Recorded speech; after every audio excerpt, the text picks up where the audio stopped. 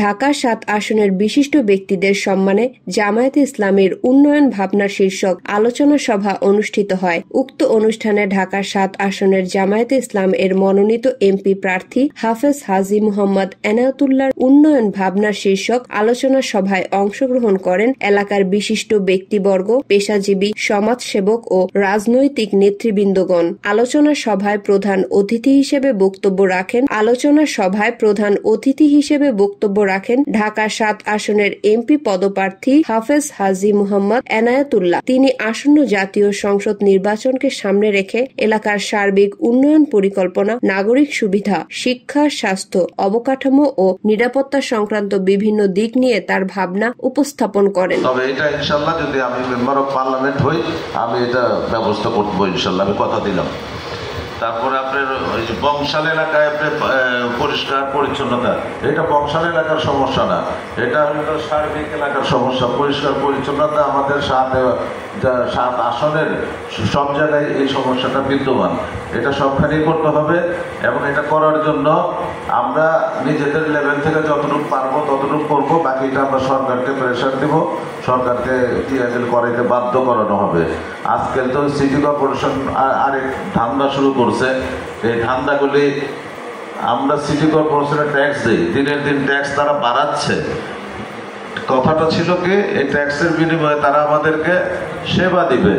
সেবাটা হইলো তারা আপনার রাস্তাঘাটে আর পরিষ্কার করবে, বাড়িঘরের ময়লা পরিষ্কার করবে, ইলেকট্রিসিটি দিবে, রাস্তাতে ইলেকট্রিসিটি দিবে, আপনার লাইট দিবে, এগুলি ছিল সেবা। কিন্তু এইখানে সেবাগুলি আবার তারা অকশনে বিক্রি করে দিছে। ওরা অকশনে বিক্রি করে দিয়ে আমাদেরকে জিম্মি করে এখন আপনার পয়সা নিচ্ছে। ময়লা ফালাইতে হইলে ময়লা আলাদা আপনার টাকা দিতে হবে তাদের নির্ধারিত মূল্য অনুসারে। এখন এটা নিয়ে আপনার শত শত কোটি টাকার ব্যবসা চলছে।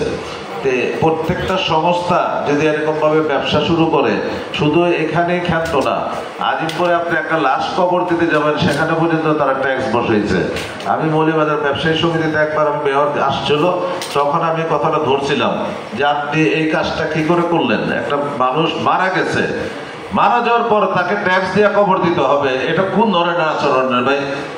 তো উনি কয় যে না, ওই আলমগীর কমিশনার লাভ দিয়ে বলে কি না, অনেকের একটাই থাকে না ভাই, আশা তো থাকে টাকা জমায় আর রেখা যায়, যাতে ওনার পয়সা দিয়ে যাতে ওনার দাপন কাপন হয়। আমি তো এটা তো আপনার একটা কুযুক্তি দিলেন, আপনি এটা তো কোনো যুক্তি হইল না।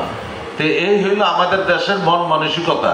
মানুষ টাকার কাছে বিক্রি হয়ে গেছে, টাকার জন্য তারা সব করতে পারে। উক্ত সভায় সভাপতিত্ব করেন ঢাকা মহানগরী দক্ষিণের কর্মপরিষদ সদস্য ও আসন পরিচালক জনাব আব্দুর রহমান। সঞ্চালনা করেন চকবাজার বংশাল জোনের সহকারী পরিচালক আহসানুল্লাহ। উক্ত অনুষ্ঠানে বিশেষ অতিথিরা বক্তব্য রাখেন মহানগরী দক্ষিণের মজলিসে সুরার সদস্য, লালবাগ পূর্ব থানার আমির ডক্টর শামিমুল বাড়ি, চকবাজার দক্ষিণ থানার আমির জনাব আনুসুর রহমান, বংশাল দক্ষিণ থানার আমির জনাব মাহবুবুর রহমান এবং লালবাগ পশ্চিম থানার আমির জনাব আব্দুল ওয়াহাব প্রমুখ। তারা এলাকার জনগণের চাহিদা ও সম্ভাবনাকে তুলে ধরেন এবং নেতৃত্বের দিক নির্দেশনামূলক পরামর্শ প্রদান করেন।